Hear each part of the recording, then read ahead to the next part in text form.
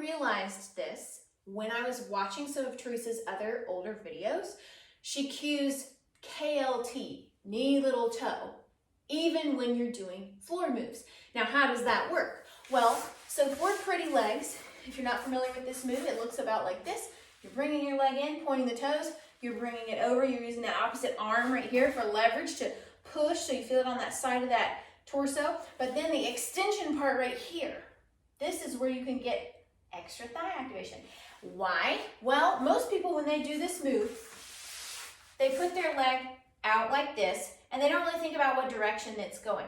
But if you, when you put your leg straight out, I want you to turn it towards the little toe. So let me show you. When you're doing this move, you come over, you bring it back, and then you do the extension. On this extension, most people do not turn their leg out to KLT. This is what it looks like when you're not turning out to KLT. Do you see that? I'm turned in. Now I want you to watch this. KLT and stretch through the toes. Right there is where you're gonna feel it. You can work your inner thigh, your top of your thigh, your whole leg. You can see it better right here. So when we do this part of this move where you go over, you press the leg, you bring it in, and then the extension, okay? So for the extension, most people, when they do it, they just go like this. Do you see that? It's just me sticking it straight out.